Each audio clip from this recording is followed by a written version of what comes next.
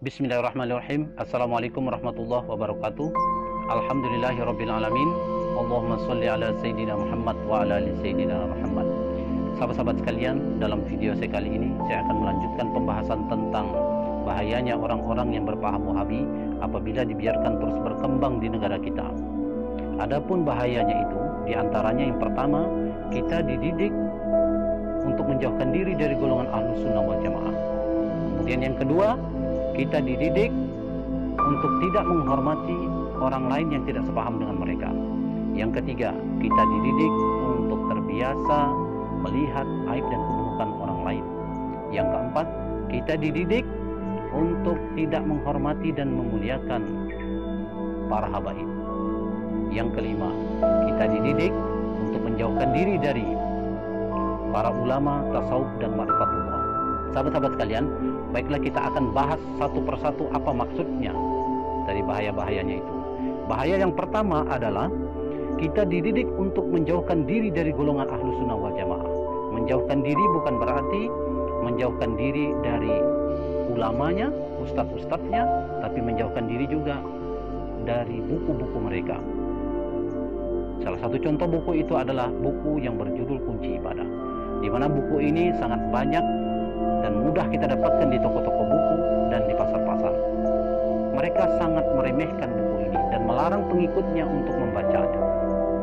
Tanpa kita sadari, kita dalam masalah kecil seperti ini, kita telah dijauhkan dari para ulama Ahlus Sunnah wal Jamaah.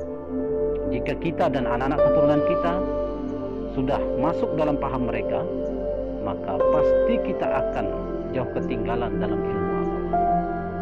Jika sejak kecil anak-anak kita sudah masuk dalam paham itu, pasti mereka akan takut membaca buku-buku orang-orang Ahlus Sunnah wal Jamaah, seperti buku-buku yang berisikan doa-doa. Saking takutnya mereka terhadap sesuatu yang bid'ah, sampai-sampai banyak di antara mereka yang tidak hafal doa selamat. Kenapa? Karena mereka anggap bentuk dan susunan doa selamat yang kita baca selama ini pun mereka anggap bid'ah.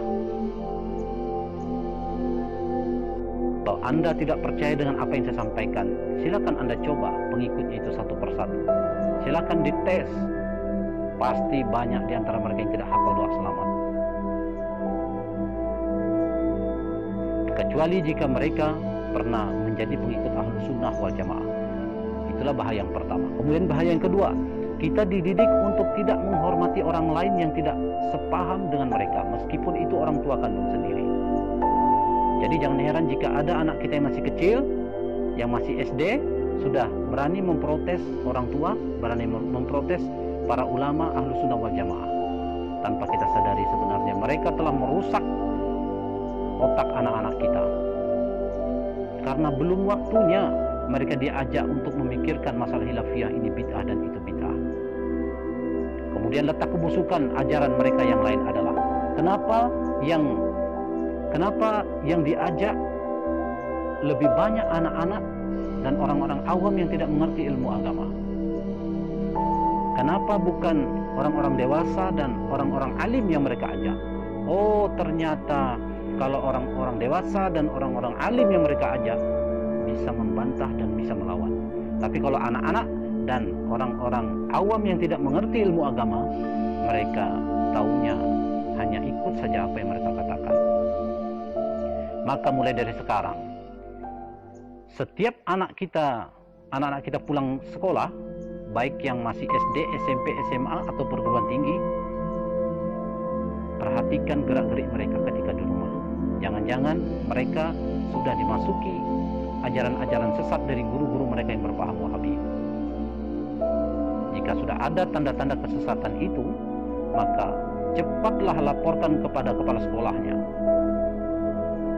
agar ditindaklanjuti oleh kepala sekolahnya.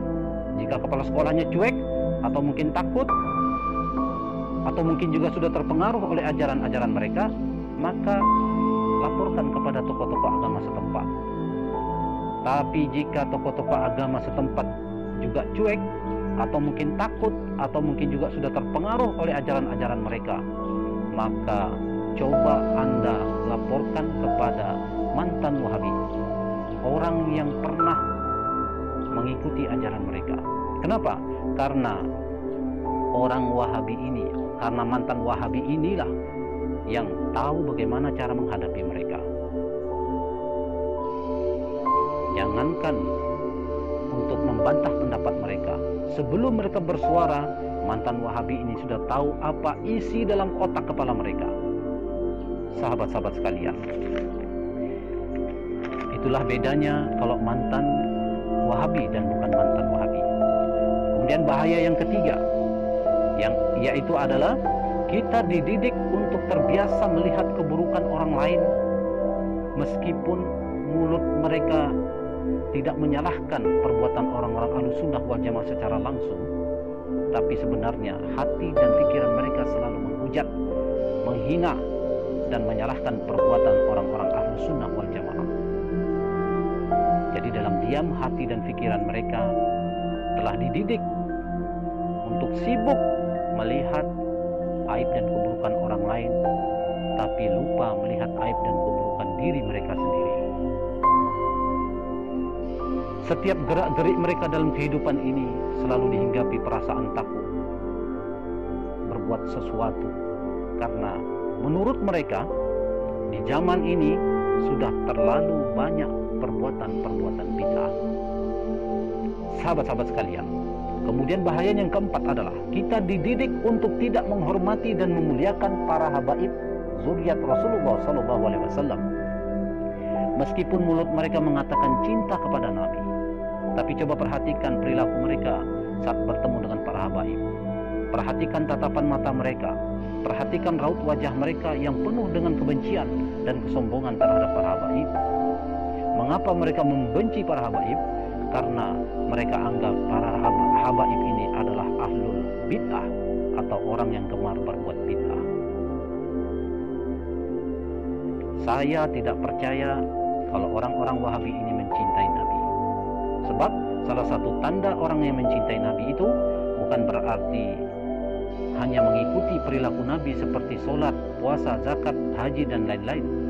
Tapi mencintai Nabi juga ditandai dengan menghormati dan memuliakan para habaib zuriat Rasulullah SAW. Jika kita mencintai seseorang, meskipun orang itu telah tiada, jangankan fotonya, sandalnya pun akan kita simpan.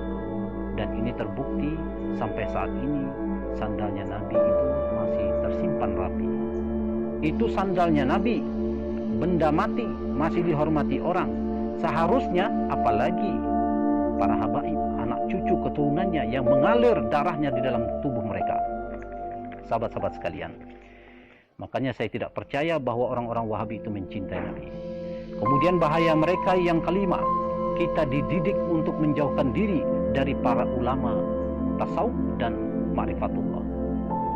Mereka menghujat dan menyesatkan orang-orang tasawuf dan ma'rifatullah, dan mereka mengatakan bahwa ilmu tasawuf itu bid'ah.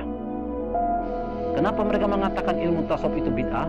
Oh, ternyata ilmu tasawuf itulah yang dapat membongkar kebusukan-kebusukan hati mereka. Makanya mereka tidak suka dengan ilmu tasawuf itu. Apalagi di dalam ilmu tasawuf itu kita dididik untuk berani jujur melihat jenis-jenis penyakit hati dan bagaimana cara mengobatinya. Sahabat-sahabat sekalian, jika kita sudah terjebak dalam paham itu, kemudian berniat ingin keluar dari paham itu atau ingin hijrah, maka itu sangat sulit dan sangatlah berat. Tapi tahukah Anda bagaimana cara mudah untuk bisa keluar dari paham itu? Cara mudahnya adalah dengan mempelajari ilmu tasawuf. Carilah orang-orang yang benar-benar ahli dalam ilmu tasawuf. Pelajarilah ilmu tasawuf dengan benar. Pelajarilah ilmu tasawuf dengan sabar. Pelajarilah ilmu tasawuf dengan sungguh-sungguh. Dalam ilmu tasawuf itu, salah satu manfaat kita mempelajari ilmu tasawuf itu adalah kita akan tahu betapa berharganya waktu, sehingga hati kita, sehingga akan timbul perasaan rugi dan perasaan menyesal dalam hati kita apabila menggunakan waktu untuk membahas tentang khilafiyah, ini bid'ah dan itu bid'ah. orang-orang yang mempelajari ilmu tasawuf dengan sempurna yang dapat melepaskan diri dari paham itu. Sebab ada juga orang yang bisa keluar dari paham itu, tapi hati mereka masih bercampur dengan keraguan-keraguan.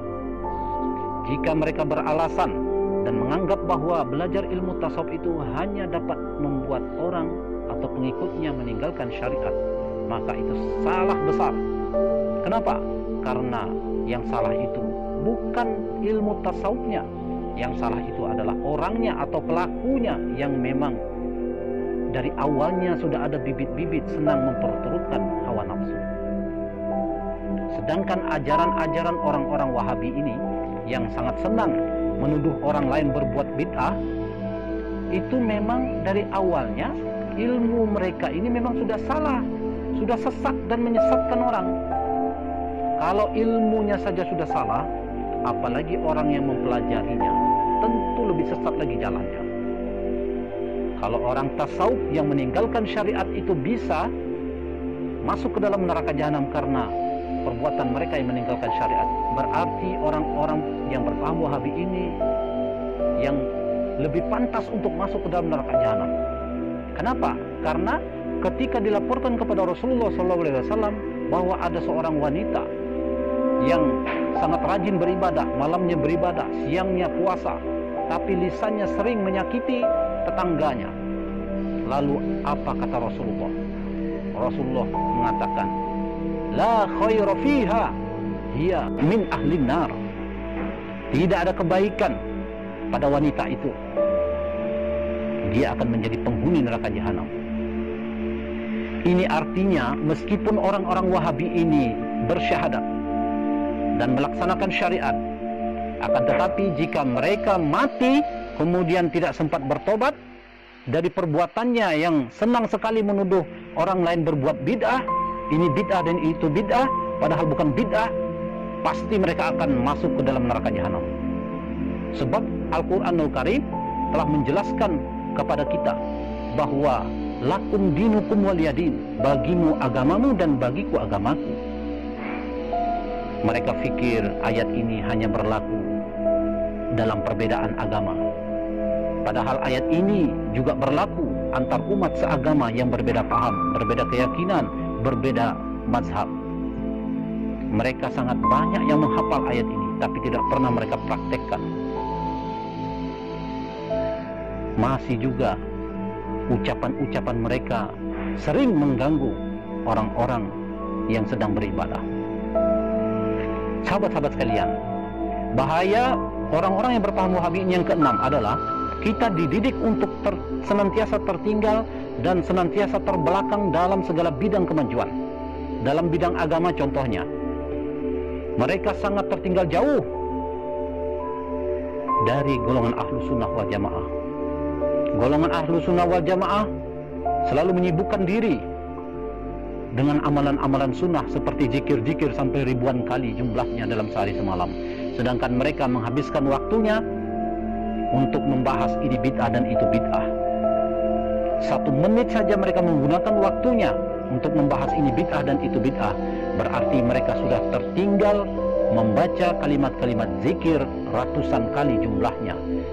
Itu 1 menit, bayangkan jika 5 menit, bayangkan jika 1 jam, dan bayangkan jika 1 sehari semalam. Jika mereka meluangkan waktu untuk membahas ini bid'ah dan itu bid'ah, bayangkan ruginya mereka.